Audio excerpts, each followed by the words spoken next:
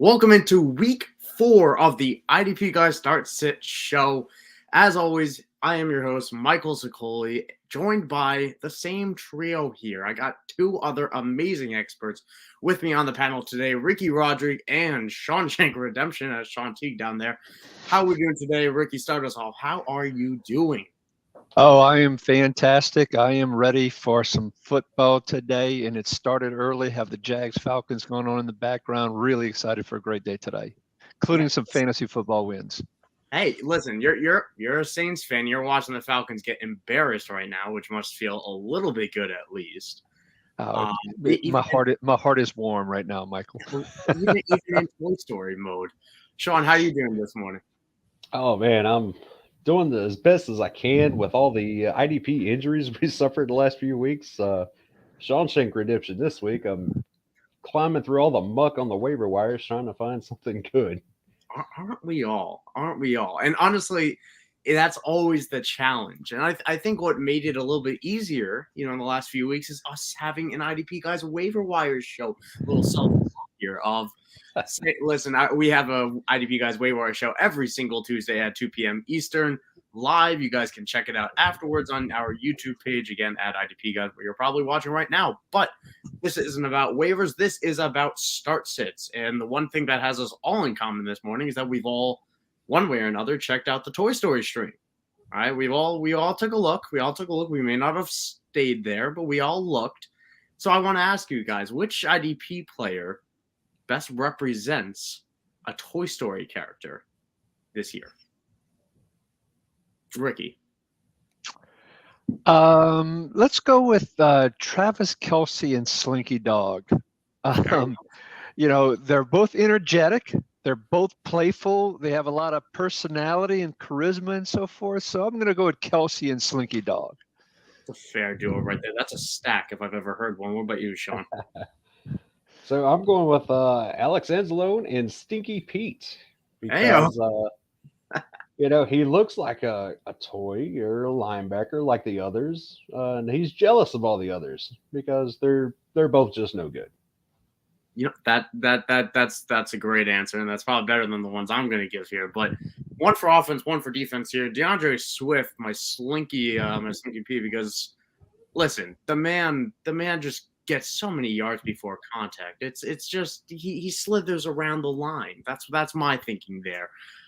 For defense, though, I'll go Buzz Lightyear being Jesse Bates, flying around the secondary, getting some tackles and getting some interceptions along the way. Already 5 tackles, and I believe a forced fumble in this morning's game. But strong start for Jesse Bates, and we're going to hope to get that strong start going with our questions. So, as always, every single week, keep on dropping in those questions in the chat, and we're going to try to get to as many as possible today. Keep them going and rolling for this hour-long show. Also, do want to mention all you people, especially those that aren't subscribed to our channel, we are offering a 20% discount on in-season subscriptions. That is a great deal, in our opinion, which gives you access to our tools and our ever-growing list of tools. We're adding more by the week, and also our Discord channels, our articles, our rankings, our Dynasty rankings, our Dynasty ADP, just so much going on with the IDP guys here, and you get 20% off using code WAT2024. That's WAT2024 to get 20% off in-season subscription. So be sure to do that if you're not already subscribed. But without further ado, let's get to some of these questions. First one coming in from our subscriber in our Discord chat. Remember, subscribers do get priority if they ask in the Discord chat. Give us an ad, and we always prioritize our people.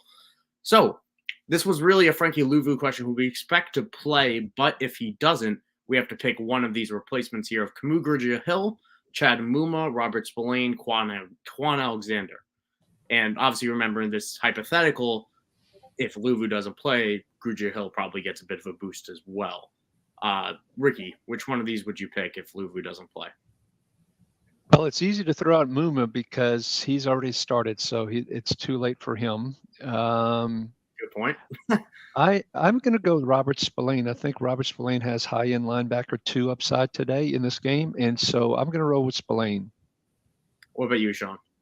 Yeah, I think that's the right answer. If he didn't already start Muma, Spillane would be the next best choice. He's the only one guaranteed 100% snaps here. Quan Alexander's in that weird rotation with the Steelers where he's only getting about 2/3. Gruiser Hill was kind of bypassed by Deion Jones this past week too, so I'm not even sure he gets much playing time. Yeah, he seems limited to that 70 to 80% snap mark, at least if Luvu plays. You'll probably see a little bit more if Luvu sits, but it's Spillane for me as well. I've been a big Spillane person all offseason, and it's paying off big time right now. Again, if you follow the IDP Guys newsletter, you would have been in on this since May. But Spillane has that tackle line with Vegas right now at 8.5 tackles. That's the highest of this bunch here. So definitely would be Spillane for me here, arguably over Luvu regardless. But it's a close one. I don't mind playing Luvu if regardless of Spillane's strong week coming in. Question from Twitter that we got before the show as well at Real Queen Vivica. Julian Blackman, Donovan Wilson, Aloha Gilman. Derwin James is also expected not to play this week, or I think he's already been ruled out potentially. But yeah, so pick one of these three people for an IDP flex. Ricky. I would go with Gilman on this one. And now Wilson is also in a late game, just like Gilman is. Blackman is going to have you a decent floor, but I don't see a whole lot of upside with Blackman. So I'm holding out, hoping Gilman plays, but I'm watching the late game inactives. And if Gilman is inactive, then I'm going to slip Donovan Wilson even there. Even though Wilson only played about 50% of the snaps, it was his first game back. I expect him to ramp that up this week. I expect him to get to in the 80% range and make him a viable play there. What about you, Sean? Yeah, I like Wilson here too.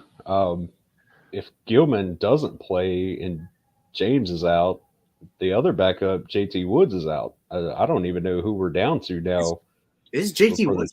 I missed that. Yeah, it's JT Woods is also out.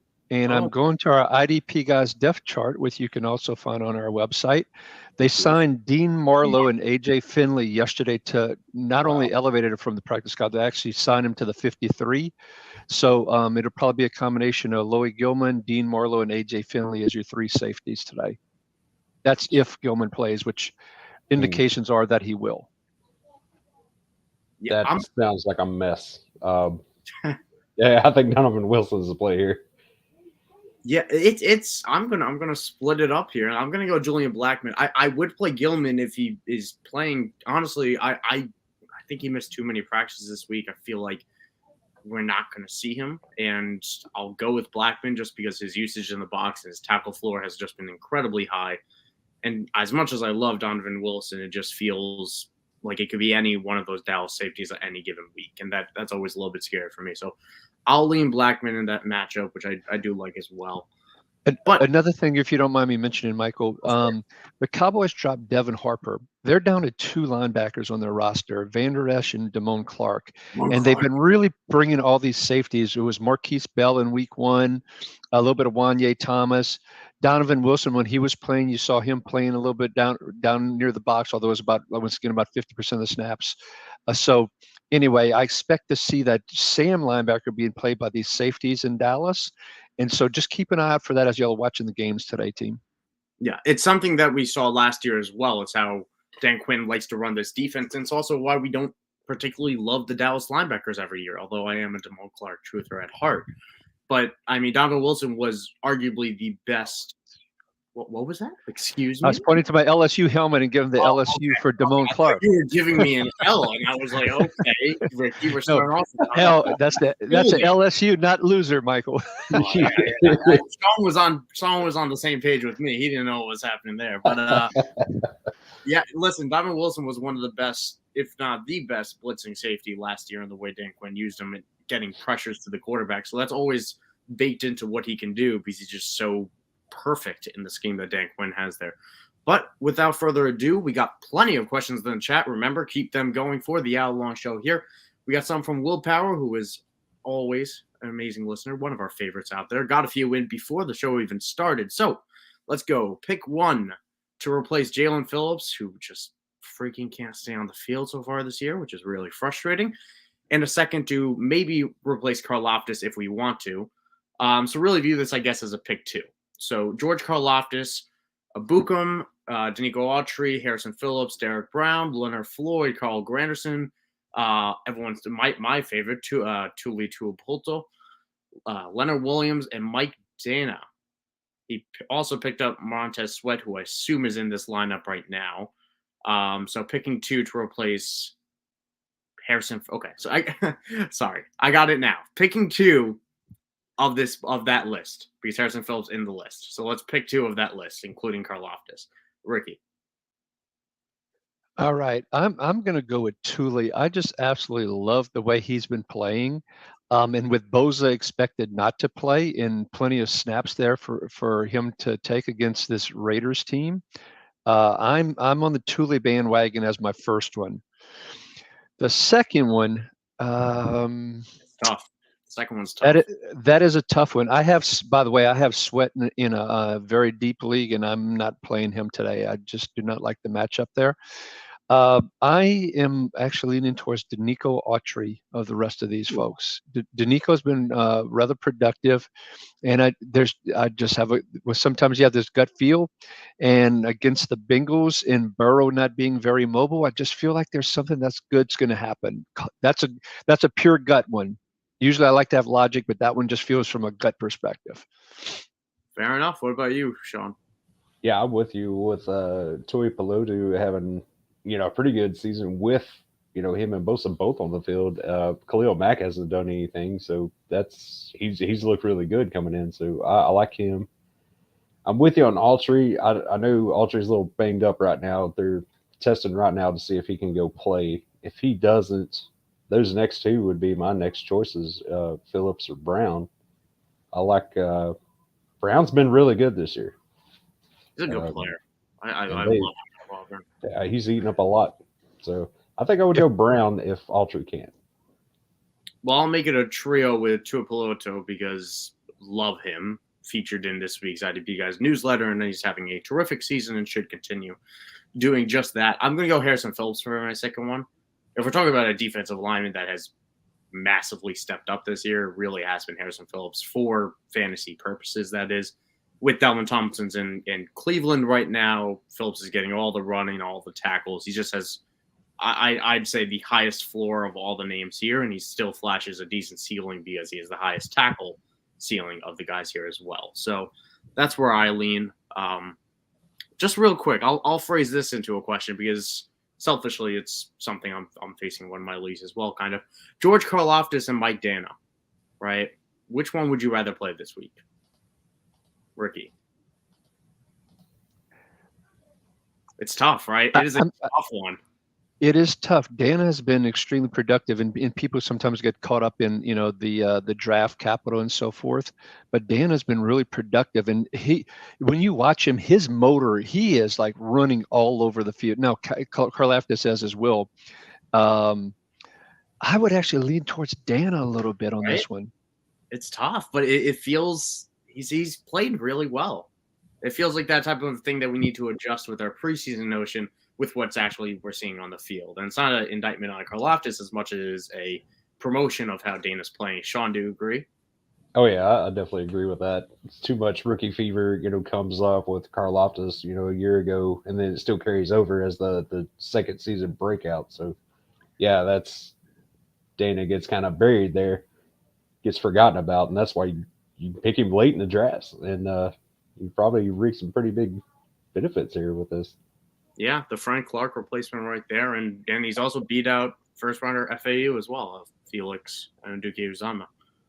Yeah, and now I did just do a quick cheat on our snap count tool on idpguys.org, and the one of the things about Dana that I didn't realize that his snap count is going down from 86 to 78 to 57 in week 3. While FAU's went up to 49 last week. So is there a little bit of changing of the guard? All of a sudden, I'm a little bit hesitant there about. Let me provide you with some comfort. All right. The Bears suck. The Bears. Oh, that's right. That was against the Bears. Good God, the Chicago Bears should be thrown out of the NFL and never allowed in again. If anything. Great point. If there's any game to break a rookie in, it's against the Chicago Bears this year. So, hey, Drew Sanders this week, man. But maybe we'll get some questions about that. Remember, keep on dropping them in the chat. Let's keep going with some more from Willpower here. With Nate Hobbs out, who's your top 2 of Julian Blackmon, Von Bell, Cam Bynum, Amani Hooker, Kyle Duggar, Kevon Wallace, Jason Pinnock, Julian Love, and Brandon Stevens. A lot of names he knows. It's all good, Will. You know, we love you. We love you. And will Jamal Adams eat into Julian Love's production? I do think so, which is why I'm not going to – I want to see how that factors in before I even consider playing Love this week. For me, I'm going to start off with myself here selfishly. Sorry, guys. I'm going to jump in with Bynum and Brandon Stevens. Honestly, as much as I like Blackmon, I love the usage that Brandon Stevens is getting this year. Actually, you know what? Tilting on that. The Ravens remind me, the Ravens are playing the Browns. The Browns. Rookie quarterback. I have no idea how that's going to factor in as well with a cornerback like Brandon Stevens. I'm going to go Blackmon and Von Bell. I'm going to switch out of Bynum as well because I love Von Bell this week. What about you, Ricky? So first, I'm in agreement, and Jamal Adams and Love and how that is going to play out. And will Adams play in the box? Will they split time? Who knows? I would avoid that situation today, so I'm 100% aligned with you. Actually, the first name that came to mind when I was looking at this list is Bynum. Bynum is, which was your initial instinct. I would go with Bynum there. Number 2. I'm going with Von Bell as my number 2 on this list. Interesting. And I love Von Bell this week so much. I've already bet him, and I like Bynum as well. Bynum tackle line at 6.5 this week, higher than Von Bell's at 5.5. Again, everything I said before about Blackmon applies to what his floor and ceiling has flashed this year. What about you, Sean? I'm in agreement with Bynum being the first choice here. He's just a fantastic season he's had, and the way he's being used in that Vikings defense was a bit reminiscent of Holland and Brandon Jones down in Miami when Flores was there, just playing the ball all over the place up in the box and everything. Second choice here, I'm kind of looking at Hooker or Wallace are the two I'm leaning towards here. I might go with a hot hand with Amani Hooker this week until he gets hurt or stops producing. See, I'm glad you brought that up because I love Amani Hooker. I have been such a big fan of him. If anybody follows me on Twitter, if anyone follows the newsletter even, they know I love Amani Hooker. I don't love this matchup. Mm-hmm. The Bengals just haven't been able to throw downfield this year. Maybe that changes. Tennessee is a perfect get-right matchup to do just that. But that was my worry with him. And his tackle line is low at 5.5 tackles this week. That's why I really wanted to take it. But it's tough against the Bengals. Ricky? Now a little bit more for Will for consideration. Wallace, when you brought up Wallace, was actually the second name I was debating with versus Bell in this particular case. I did lean towards Bell slightly, but you have San Francisco against Arizona. Wallace has been playing in the box. I mean, most of his snaps have been up in the box. You expect San Francisco to run the ball quite a bit. You expect them to get a big lead against Arizona and more running with Jordan Mason with Elijah Mitchell out as the game goes on. So Wallace could, in the third and fourth quarters, be stacked up a lot of tackles. Yeah, and that's always a good little IDP tip as well of those teams that don't have that linebacker too we're interested in fantasy. Chances are they're using a safety like Dallas, like Arizona, that they're using a safety in the box at a high percentage. And normally that's Buda Baker. He's injured right now with Kevon Wallace. Now, let's keep going, moving on here. We got plenty of questions and keep them rolling. Last one from Willpower here. He picked up Amani Hooker for Nate Hobbs. He could still add Love. Think about dropping Delpit because of his bye next week. I tried to hold him, but with good options on the wire at DB, I don't think it's a terrible idea to drop him. It's tough, but if you got all those names on the wire, I feel like you can get by. But it's really very much league dependent. Sean, what do you think?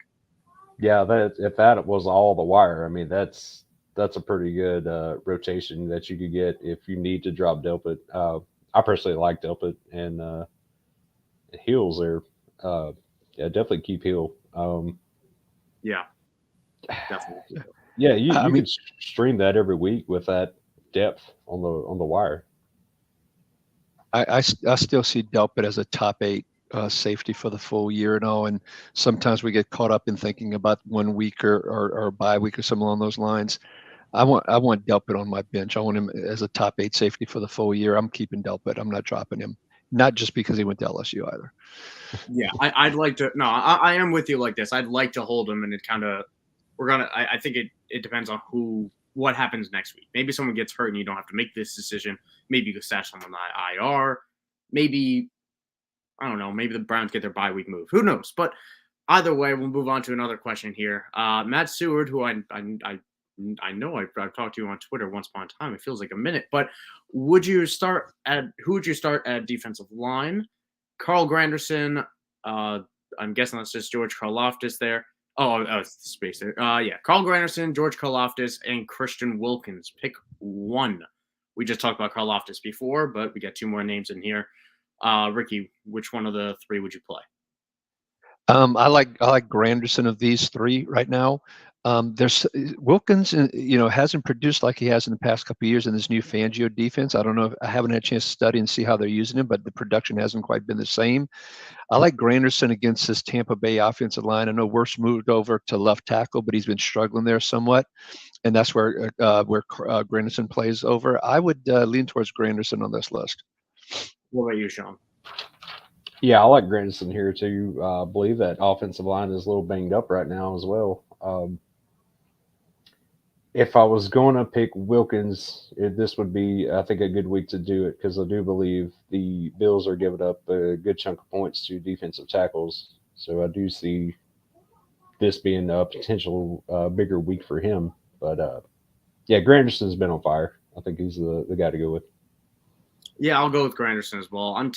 Honestly, Karlaftis would be on my number 2 here over Christian Wilkins, just with that Jets matchup. I mean, we love to tackle that line, but Mekhi Becton and AVT playing tackle now they're not bad at tackle. The rest of their issues are the guards and center right now, and Becton to an extent. But don't think Karlaftis has a bad week, but I'll go Granderson just because I can't get over the 0 last week. It really does hurt from Karlaftis.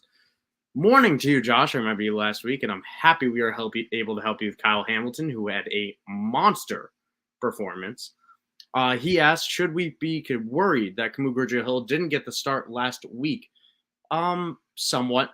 Yeah, he still got 70 to 80% snaps, and I really do believe Deion Jones is not a good player anymore.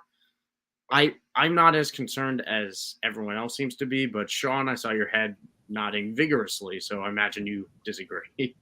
Yeah, we thought it was him, and then Deion Jones shot straight up from the practice squad and got the start.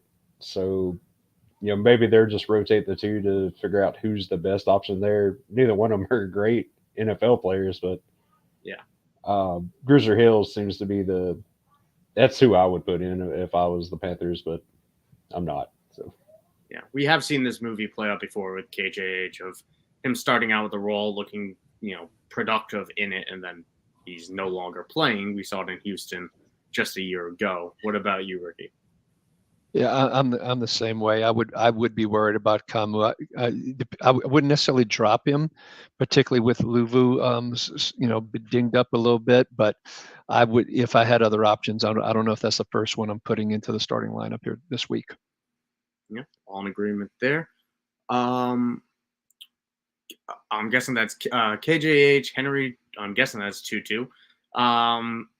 Ivan Pace. Picking one of those 3 there. Rate them of the 3.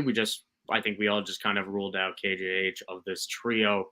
I like Ivan Pace, but he just has a little bit more a lower floor than someone like Henry To'oTo'o against the Steelers this week with 100% snaps, Denzel Perriman out. So I'll go Henry. Ricky, I think you agree. I am on the Toto train. Toto. Sean, you on the train with us? Yeah, I think you nailed that ranking there. There's nothing more I can really add to it. Pace only played 60% of the snaps last week, and you got to be on the field to accumulate points and snaps, folks. And Perriman out again, so I expect another good solid week from Henry. Yeah, and I said this in August as well, again with the newsletter, saying that this Vikings linebacker 2 role, Ivan Pace looks great. We hoped Brian Asamoah would be that. But the linebacker 2 role under Brian Flores has historically not been productive because of what Sean said before about using the safeties down there. in that Brandon Jones type of role. We've seen this before and what Cam Bynum's doing. So if he's not getting the snaps because of how Brian Flores runs his defense, then we're not going to see enough fantasy production. So another question here from Fantasy Breakout with Nate Hobbs out. A lot of Nate Hobbs questions, and understandably so. Would you play Kyle Hamilton, Jalen Petrie, first game back, or Reed Blankenship? It's Kyle Hamilton for me. I will ride that hot hand. I don't care. It'll be painful. It'll be great. It'll be something. It'll be a shot of a mystery liquid. I want it. Sean, you agree or no? This is actually really tough. Blankenship does not have a good matchup. No, he does not. It's really between Petrie and Hamilton for me. Yeah. Well, with Perryman out, I might take Petrie because I assume he's good enough to play and just be, his normal self out there. Otherwise, you wouldn't be out there with a bruised lung and all that. So I'll take Petrie because I just don't. Hamilton was doing nothing before last week. So I don't know if he can continue that, how they're going to continue to use him, or, if is it going to be nothing for 3 weeks and then a spike week and, back down to nothing. Petrie's been a consistent player in the past. I'll take him over Hamilton. What about you, Ricky? I'm going to go with Petrie over Hamilton as well. So look, there's got to be some regression backwards. Okay, Hamilton, he's not going to get 3 snaps again this week. Yeah, you think so? Cleveland's playing a rookie quarterback, granted, but he's more of a scrambler than Deshaun. I just don't see that offense being that successful. I just don't see him being on the field that much. I think Baltimore. If I had placed bets, I'd be betting right now. I'd be betting on Baltimore to now take Cleveland out completely. And I think Petrie in this matchup with Pittsburgh, hand off Najee Harris, short pass to Freiermuth. I just think Petrie coming back in. We forgot he's the number 1 safety from last year. I'm gonna go with Petrie. Sean, I'm with you on this one. Yeah, my only pushback is just that Petrie last year was under a different defensive scheme. We have D'Amico Ryans here, and it should still work with Petrie very well. And I think he'll have a good week. I like Kyle Hamilton in this matchup against a rookie quarterback, not only for the turnover potential, but also because chances are they're going to use him closer to the line because there's going to be a lot more shorter passes. And they know they can use him like that as long as they don't need him deep. And I don't think they're going to need him deep in this game. Another one from Matt Sue. Oh, wait, I think we answered that one, didn't we? Yeah, we did that one. Yep. Another one in there. So Drew also asking Xavier McKinney or Julian Blackman. A lot of Julian Blackman questions. Fair enough. This is a tough one for me. Sean, I'm going to go to you first. I'll go with McKinney on this one. I believe they're playing Seattle. Is that right? That is correct, sir. Is it in Seattle? It's in New York. Yeah. I'm still taking McKinney. He has, just one decent linebacker in front of him, and Blackman has, a collective 1.5 that eats up all the tackles. So I just don't see Blackman having as good of a week this week. Ricky? I'm on the McKinney train as well for this one. Blackman is a solid player. He's a floor guy. I just think you have more upside, similar floor with McKinney plus more upside. I'm rolling with McKinney on this one. Yeah, it's not good matchups for either of these guys on paper, but we saw with McKinney that the Giants can get run through and then they just reach McKinney and McKinney holds on to someone. He doesn't bring them down, but he holds on to them until someone else hits them. And I think that's kind of what's going to happen with Kenneth Walker on Monday Night Football. So I'll go with McKinney as well and make it a 3-peat. From Jag, hey guys, will Jalen Warren outscore Najee Harris in PPR? Thanks, go Steelers. Oh, I believe this could be my uncle. I could be wrong. But God, this is painful. God, this is painful for me as the Najee Harris truther. As the Pittsburgh fan, you should answer this one first, Yeah, Michael. I know, and I've debated this. I have this guy. Listen, I have Najee Harris in a lot of leagues because I thought the Jalen Warren stuff was going to be a little bit smoke, and I was hoping they would get more push last week. They did not. That interior offensive line is not playing well enough right now, but it's a good matchup against Houston. This is genuinely tough just because this is a decision I faced all week. I'm still going Najee just because he had 19 carries last week. I think he has a higher chance of punching in a touchdown, but it's to me this is it's a coin flip. It really is, and I'm not really excited about either, even in a plus matchup. What about you, Sean? Yeah, you sounded super confident in all that. Yeah, I wanted to go run and make a bet on that one as soon as I heard all that confidence he was spewing there. Listen, man, I have plenty of confidence, just not in the Pittsburgh Steelers. PPR, I would might take Warren in this one just because Houston has a small chance of jumping out into a lead, and they're going to have to come back. Dink it I like down the under in that game. What about you, Ricky? I actually have Houston over Pittsburgh as my upset special this week, and so if you roll with that, I'm sorry, Michael, man, love you, but it's fine. It's fine. I see his soul leave his body. Unwatchable outside of defense. Oh my God, that's why we play IDP. What's up? And so if you go with that logic, that implies Houston will be ahead. Pittsburgh will get into a passing situation, which means a few dump offs for Warren, and I think he'll outscore him. I think it's going to be close. I think we'll look at the end of the day, and one will have 12.2, and the other one will have about 11.1. So I think that's where it's going to roughly end up, but have Warren slightly ahead. How exciting. I do think the Steelers get through this game and somehow win this despite Stroud looking amazing, just because I think Highsmith has a monster day today. Spoiler. But Grant Delpit or Jalen Petrie, two strong options here. Good question from Josh Lega.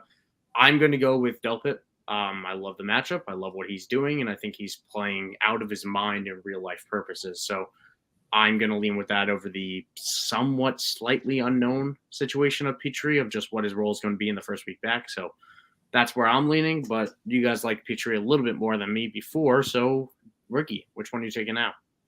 I like very similar to the Warren Harris discussion. Two great choices to play Josh. I would lean Petrie just slightly though, but it's close. I think you're good either way. What about you, Sean? I think I will lean slightly with Delpit on this one. I do like his matchup better, and I do not trust the Cleveland Browns in front of them to make tackles or even play. So Delpit is their linebacker as far as I'm concerned. Yes, sir. I do agree with that. And fun fact as well, the Ravens have allowed the most tackles to linebackers this year. And if we basically view Delpit as a linebacker, that kind of shapes up well for him. Let's see. I believe we already answered these two. Skinny. Always good to see you, man. How are you doing, Skinny Chef? We love him. Make sure you're following him on Twitter at FF Skinny Chef. Amazing guy. Fantasy Breakout asking here. Chris Jones, Carl Granderson. I'm guessing this is Harrison Phillips because I don't think we expect Jalen Phillips to play. Or Jeffrey Simmons. Tough question here. I assume we're picking one. Sean, I'll start with you this time. I think I'm between Chris Jones and Jeffrey Simmons on this one. I'm going to lean Jones. Yeah, I want Jones against that. I want Jones against those Jets every day of the week, man. I don't care about. I don't need Taylor Swift anything here. I just need Chris Jones against those guards. What about you, Ricky? I want to compliment the two of you on both being correct. Chris Jones against that sorry Jets offensive line. You've got to roll with that one. So kind of you. So kind of you to agree with us. We're getting there, Michael. We're moving up. Yeah, y'all improved from last week. I'm very proud of the two of you. That's great. Yeah, we're learning. Sean and I are learning. We're using it. Yeah. Skinny with the question here. Quarterback question. So you got the Saints quarterbacks, which Derek Carr is now expected to start after not expecting to be starting with that AC joint, just not going to miss any time, surprisingly. So rip everyone, and by everyone I mean myself, for spending money on Jameis Winston in all the Superflex leagues. But would you play the Derek Carr or Daniel Jones? For me, this is safely Daniel Jones. I kind of actually like this matchup against Seattle that has been very porous this year. Even without Saquon Barkley, which isn't great, but I do like Daniel Jones this week somewhat, be a top 15 type of guy. What about you, Ricky? I'm going to go with Daniel Jones. So on the Derek Carr side of things, I just worry the Saints offensive line has not been that great. That's part of the reason he got hurt. Penning is just playing horrible at left tackle, but they've got to leave him out there and let him grow and develop. I just worry about one more hit knocking Carr potentially out. It is a good matchup with Jones and the Seahawks. So I'm going to go with Jones on this one. Sean. Yeah, I think you have to go with Jones just because of the re-injury risk or, further injuring that shoulder. Like Ricky said, that line has not been good. Yeah, by default, you have to take Jones here. I'm not super excited about Jones, but neither am I. But you have a bit of Yeah. have a rushing floor that I think, that exists that Derek Carr doesn't have, and I have no idea what to expect from that shoulder. But what I can imagine is that we're not going to see as many deep shots, which has really been what Derek Carr, I don't even want to say he thrives at, but it's what he tries to do a lot. So that's Derek Carr for you, who I've never been a fan of anyway. But drop the mic. Just real quick, as I think about it, even if Carr was healthy, as much as a Saints fan as I am, I'd still start Jones even if Carr was healthy, to be honest with you. Yeah, I think that's fair. I think that's entirely fair. Listen, the Falcons getting blown out. You guys are still sitting top of the division. You can feel good about that. Jalen Petrie, Talanoa Hufanga, Kyle Duggar, or Kevin Byard, picking 2.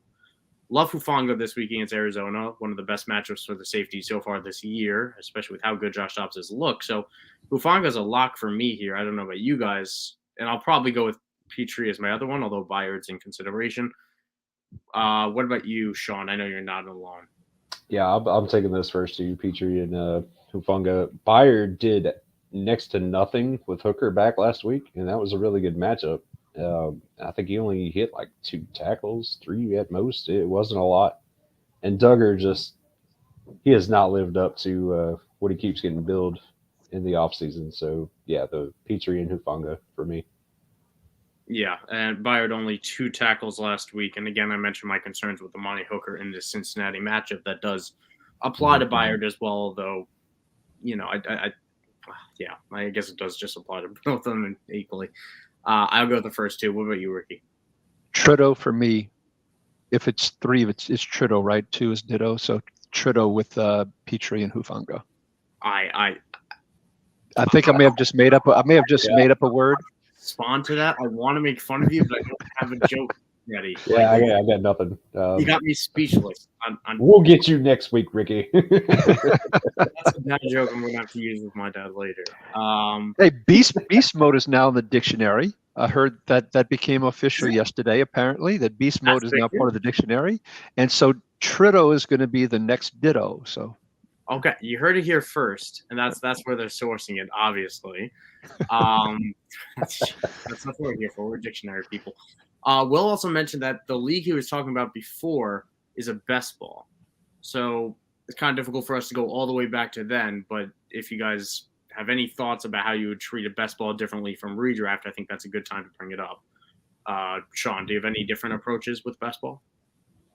Not too much. Best ball is more for those depth guys that are rotational that have those spike weeks. So I believe we picked full-time starters, or at least this week potentially full-time starters. So I would stick with our original projection there. It was the question with a lot of good options and a lot of starters available. So regardless, you're getting the snaps.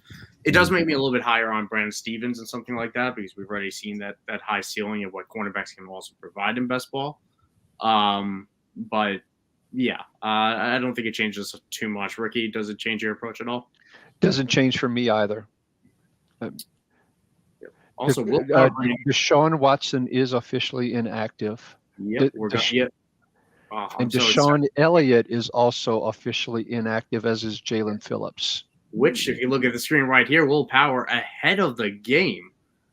Thank you, Will. Deshaun Elliott is inactive today, which that's a shame, because it was a really good matchup for him against Buffalo, and I was really excited to play him, and I'm going to have to get him out of one of my lineups. But do you guys, do you guys have the backup on hand right now? I'm trying to remember who. Brandon Jones. Brandon Jones would be his backup. Okay, Brandon Jones. Let's talk about that here. That's probably a really strong play this week, who's on a lot of wires right now. Yeah, absolutely. I would run out and get him. That's a great matchup against Buffalo. Javon Holland, he's going to go off as well. So either one of those. Yeah, I'm definitely not just going on the Invitational right now or IDP Invitational and just checking my waiver wire real quick. Ricky, what are your thoughts on that? Let me see if I could stall while Michael does a free agent pickup here. I'm actually going to go back to Sean, who is our resident Dolphins fan. I'm very curious, Sean. What are you hearing about Brandon Jones and the recovery from his injury last year? Is he back to 100%? Is he about at 80%? Do we expect the Brandon Jones that was getting so much playing time and great stats for us last year as he steps in, or do we expect maybe 70-80% because he's still not all the way back? That's fair. Everything I've seen that he is healthy, he's ready to go. It was just the signing of Elliott coming in, just kind of leapfrogged him. I think he looked pretty decent the preseason this year as well. Now, as far as expecting those sack numbers that we were getting with all the blitzes, that goes back to Flores and it's not. Team. Yeah, totally different setup. It's Vic Fangio's in there. Who I don't know. We were looking at getting a lot of too high safety looks this year because a lot of us backed off of Javon Holland, and now he's getting up there and getting all these tackles. So there is a little bit of concern not knowing exactly how he will be utilized. But with this matchup and potential shootout here, I think he's a safe play this week at least. Okay. Yeah. And another safety to consider that's probably on waiver wires. I'm also just seeing that Sidney Brown and Justin Evans are both inactive for the Eagles as well. So Blankenship is probably on most rosters, but if you're in a desperate, bad situation, maybe Terrell Edmonds, who should get the majority of the snaps as a result, might be someone else if you have Deshaun Elliott and you're looking for someone else to pick up and play. Week 4, people. Week 4. I'm already getting to this point. A third string safeties, Chargers, all that, Cardinals. Fun. Drew asked with DTR starting, which very excited to see how the rookie looks. Are you fading Elijah Moore to a Marvin Mims or a Samaje Perine? Good matchups for each against the Bears. 14-team league, so obviously not many better options out there. I like DTR, but I want to see Marvin Mims this week. I'm sorry. I know he only has 16 snaps or so a week on the season. I'm hoping, I've seen reports that will increase this week, and Chicago is a perfect spot for it, allowing, I believe it's the second most deep ball completions in the league right now. I'm gonna go Marvin Mims here and roll the dice. What about you guys? Especially in a 14 team. I want to shoot for the stars. I'm getting premonitions in. It says Elijah Moore, 5 catches, 36 yards this week. So if 8.6 points is great for you, then roll with it. Wow. Unfortunately, Drew, none of these are absolutely great choices. But if I'm going to gamble, I'm going to gamble with Marvin Mims against the Chicago Bears defense and hope for a big play, and I think he'll outscore Elijah Moore. I know DTR looked great in preseason, but preseason is preseason, folks. And so I'm going to go with Marvin Mims. The people that are on the Aiden O'Connell hype train that are shoving him in their lineup, good luck with that. He'll get sacked about 3 or 4 times today and throw a pick and throw for about 120 yards. So, no, let's give him 150. But yeah, so but out of this list, I have to go with Marvin Mims this week. I picked up Brandon Jones everywhere I needed to. I was trying to stall, man. I hope you picked up on that. It's fine. It's fine. I was trying to figure out which league I had him. What about you? So Ricky forgot to mention that Elijah Moore was going to get a touchdown with that short yardage usage late in the game in garbage time. So I'm going to take Elijah Moore here. I just don't think Mims is going to get enough usage.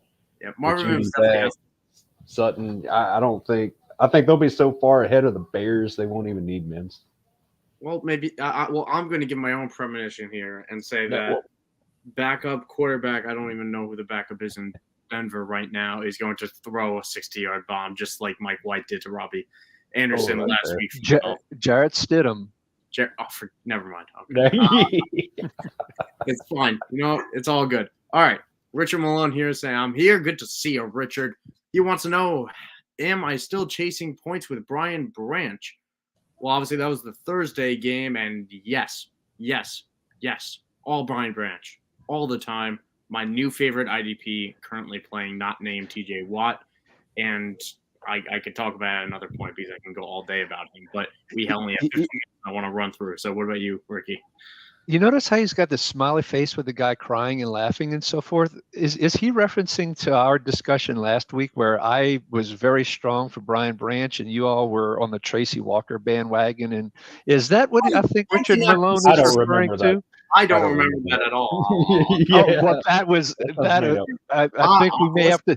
Where's that red flag from that Allstate or Progressive commercial? It is. I'm gonna throw the red flag. We may have to go to the replay because I am pretty confident. Richard Malone, you are spot on with Brian Branch over Tracy Walker. Just saying. I'm gonna insert.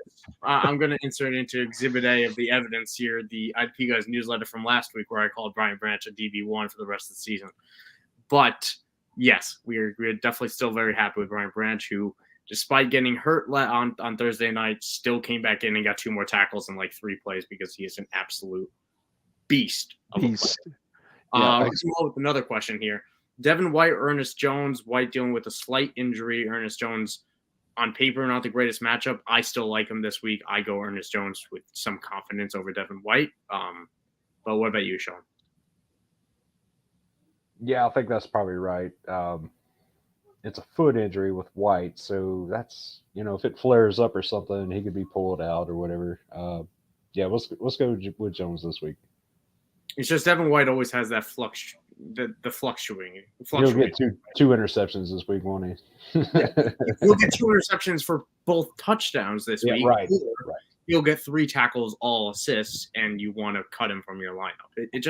It's so weird for someone who is still a very good player, and gets so many snaps to have as much volatility as he does. What about you, Ricky? I actually like the Ernest Jones matchup against the Colts this week with Richardson being back in. You expect more running plays, more carries, and so forth. I don't expect this game to be a blowout either way. I actually like Ernest Jones a lot. And that foot injury, White was, he was decent last week, but particularly with adding in the foot injury, I'm all over Jones on this one. All right, all in agreement, and I do like Ernest Jones. Tackle line higher than Devin White's, I believe, at 8.5 tackles right now as well. Brian Williams asks, Kyle Hamilton or Dax Hill with Deshaun Watson out? I do believe the Deshaun Watson injury doesn't help Dax Hill. In fact, I think it would hurt him just because of the lack of a passing game for a safety like Dax Hill. So for me, I go Kyle Hamilton, who I'm, again, drinking the Kool-Aid on, and the mystery, the mystery lollipops with like the question marks on it. That's what I'm more than willing to gamble on with Kyle Hamilton this week. What about you, Sean? I'm going to take Dax Hill. It's actually Hamilton that's playing against Watson this week. So that's who we're worried about not getting enough. That's funny because I was playing a joke on everybody here. Hilarious.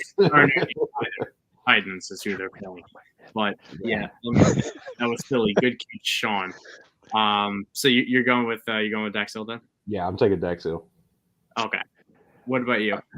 I am not going with Dax Hill against Tennessee. I'm going to go with Hamilton on this one. I'm just trying to think game script here for a second, and Tennessee's offense has been so bad. And they're, I picture a time of possession of about 38 minutes for Baltimore and 22 for, shoots crud. I can't spit it out now. 38 for Cincinnati, 22 for Tennessee. I just don't think Tennessee's going to do enough on offense to create those opportunities for Dax. So I'm rolling with the Hamilton train on this one. Yeah, and I'm also going to go Hamilton. I'll clarify my reasoning because Sean gratefully corrected me in the beginning. The difference between these two players, right, is that Kyle Hamilton is a much better player close to the line of scrimmage. Dax Hill roams around, and he's very good at doing that, but it's much better against teams that can actually pass the ball. Kyle Hamilton, however, can be used against, game plan dependent.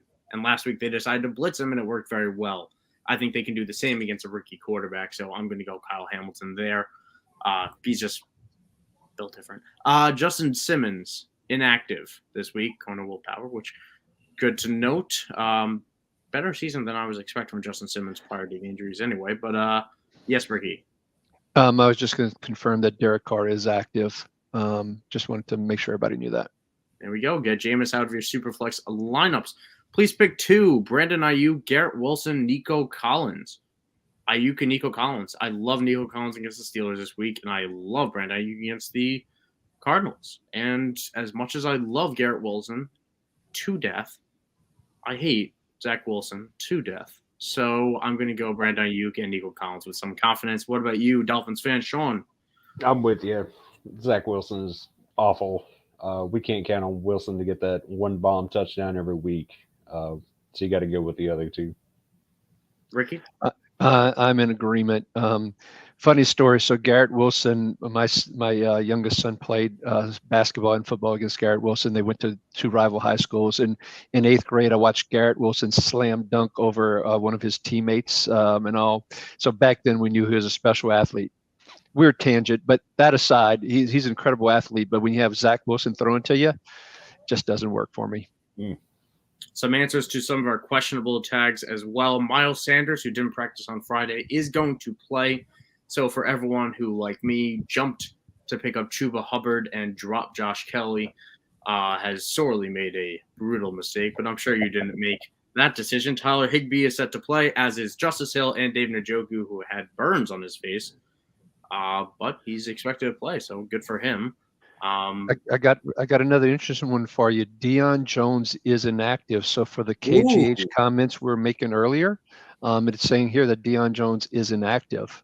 That's an interesting. Wow. That's a very interesting. That is the most Deion Jones thing of all time, right? Get some run, they get some tape, go back, look at the tape, and they're like, "Oh my God, no, not again, no, again, no." But Luvu is showing as active then as a result. So that puts KJH right back on the streaming radar at least 80% snaps. It bumped his value up a good bit. So I don't think it changes our answers from earlier, but there's a little bit more viability in playing him. Yep. Again, any other questions you guys have, roll them through. We got 9 minutes to go. We're going to go strong here. A few more. Richard Malone, Talanoa Hufanga, or Cam Bynum? 2 strong options here. I find it combine them with the higher tackle floor. I believe the lines right now, Bynum at 6.5, Hufanga at 5.5, but we know Hufanga can do in the matchup. I'm going to go Hufanga. I'm going to shoot for the stars here and just take that lovely Cardinals matchup. What about you guys? I am leaning Bynum. Definitely the higher floor for sure. Yeah, I think, I like high floor. I do. Yeah. What about you, Ricky? I'm gonna side with Sean on this one. I'm gonna go Bynum as well. All right, fair enough.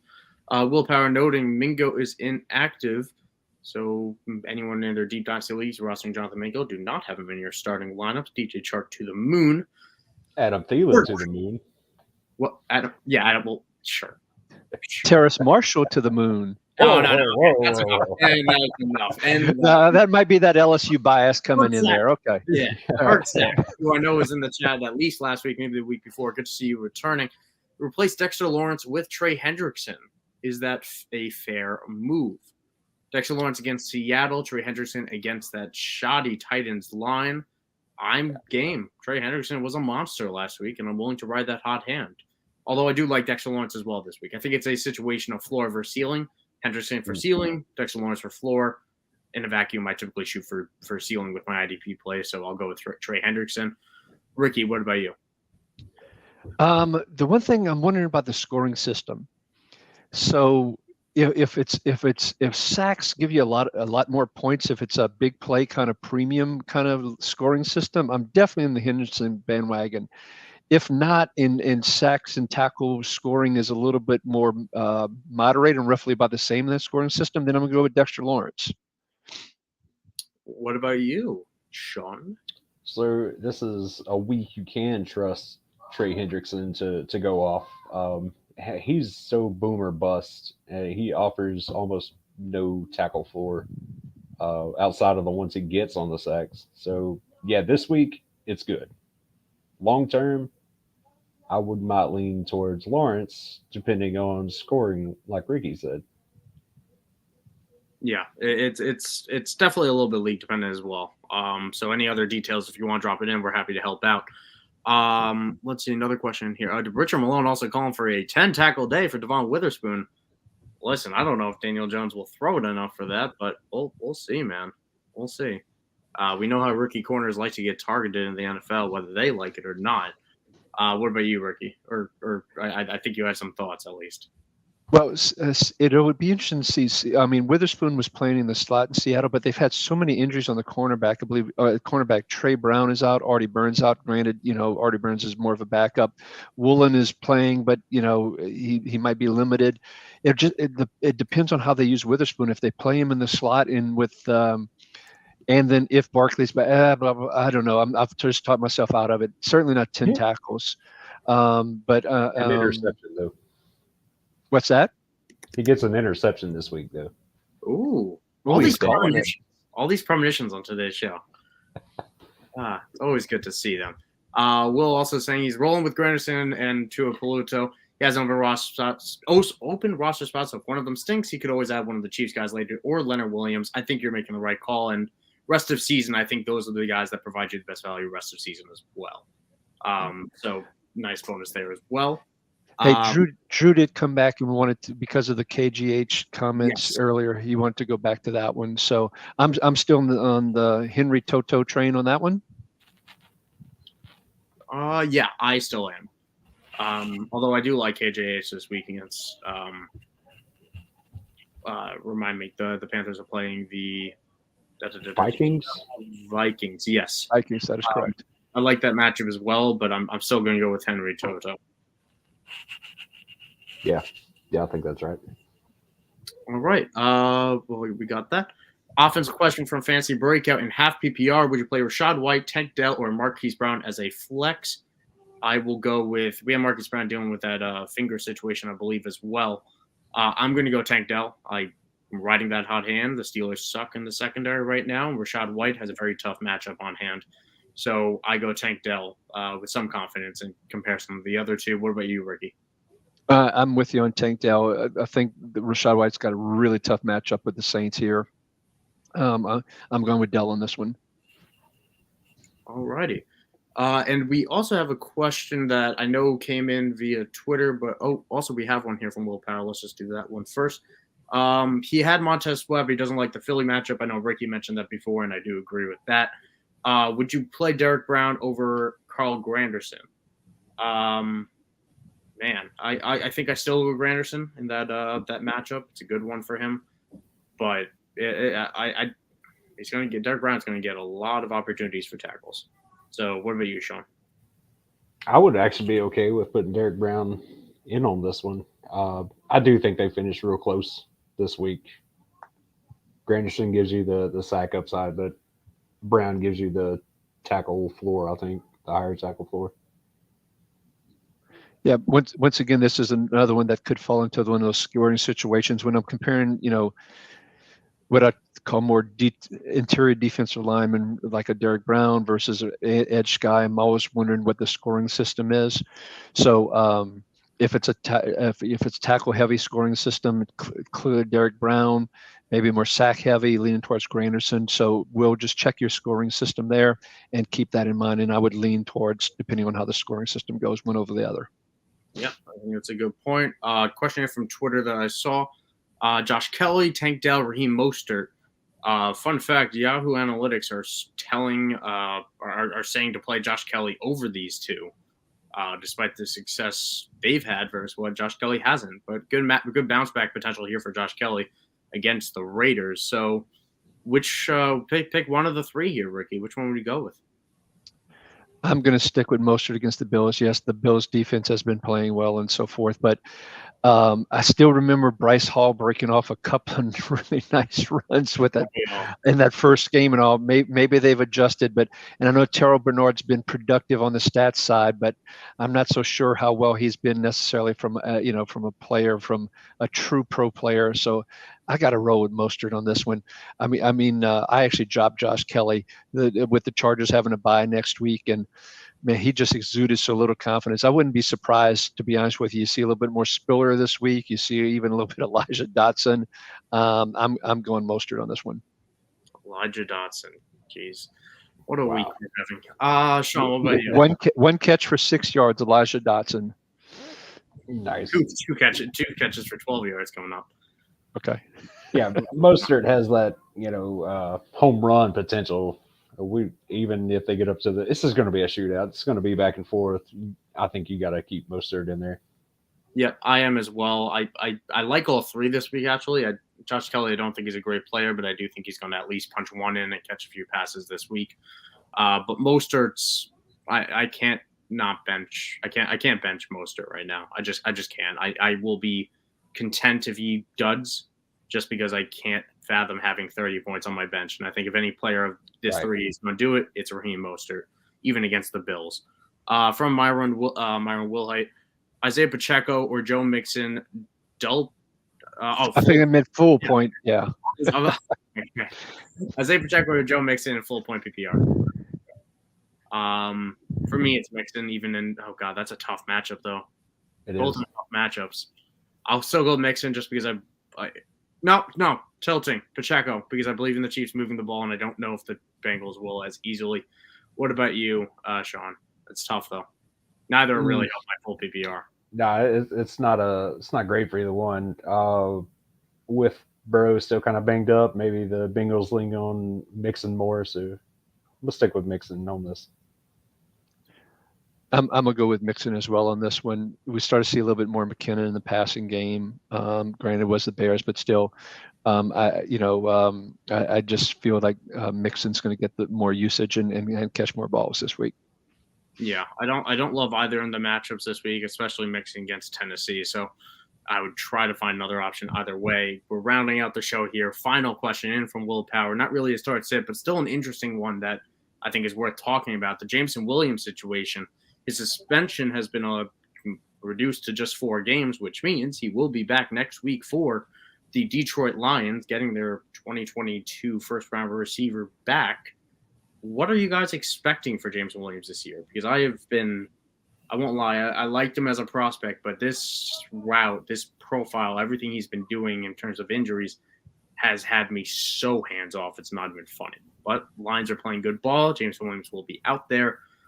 What are you expecting, Sean?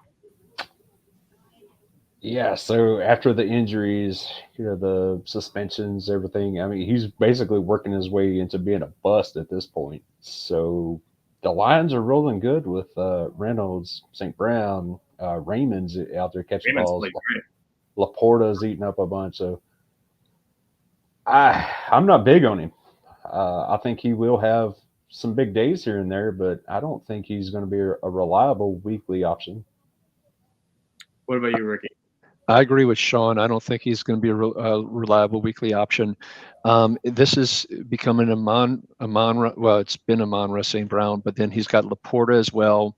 He's got the Reynolds connection that's been revived from the Rams time frame. You look at the Khalif Raymond role that we're seeing right now. I see Jameson kind of doing what Khalif is kind of doing. And with a little bit more explosiveness, so you may get if I had him in best ball, fantastic, but from a weekly redraft perspective, man, I'm just not seeing it this year. If that is someone I am trying to sell high right now. Yeah, I agree with that sentiment because he has to demand targets, and he hasn't really had the opportunity to show it yet, but he hasn't done that yet because we know Amon-Ra will be the guy. And we know this Lions offense can support a 2 and possibly a 3 right now. But you got Gibbs, you got Laporta, you got Reynolds, and who knows if Raymond sticks around just in the gadget role he has because he's played very well for them. So, I'm with you all the way. If I can sell high, I would. If not, I'm willing to ride it out, but I'm not very excited for it. And I'm not gonna put that Henry Rugg sticker on him yet. All right, listen, I still like him as a prospect. I just don't love this path that he's been on. But either way, that is our Week 4 show. Good luck to everybody in their Week 4 matchups. Everybody, listen, thank you guys for joining me on this amazing panel here today. Ricky, give us a little bio about yourself here. You can find me at RickyRod66 and, of course, at IDPGuys.org. Michael did a great job at the beginning of the show laying out all the new tools that we've added.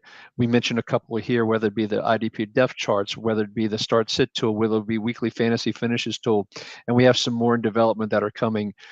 20% off right now. Michael, you want to tell them the code one more time? Code is WAT2024. 20% off in-season memberships for you guys to make that playoff push as early as right now. And we also have a monthly option as well. If you want to just try us out for a month or so, you can try that as well for a great discount as well. So come join the IDP Guys family. Second all of that, Sean. Yeah, you can follow me on, I guess, X now. Sean8386. Yeah, X, Twitter, Twixter, whatever it is now. Yeah, definitely come check us out. Like I say, even for a month, if you get in on our Discord, we're answering start sits all through the week. Instant injury updates with projections and all this. It's a lot of fun in the Discord if you get in there. Very helpful. We got the whole staff everywhere flying through there, helping people out, joking around, whatever you want to do. So definitely come check us out. Second all of that, and as my dog starts barking, so I apologize if that gets in the background here, but Will also brings up something important I want to bring up on the show as well. We are currently adding to our staff, so if any of you guys are interested in creating fantasy football content, especially for IDP, please reach out to us on Twitter, slide in those DMs. Listen, it's okay to slide in our DMs. All right, we got open DMs here with the IDP guys. But thank you all for tuning into this week's show. Again, 20% off in-season memberships for just this season, as well as we have monthly options and a year-long option if you guys want to join our IDP Guys family over here. Use code WAT2024 to get 20% off that. So thank you guys for tuning in, and thank you for all the questions. Good luck with your Week 4 matchups, and we will see you next week on Sunday in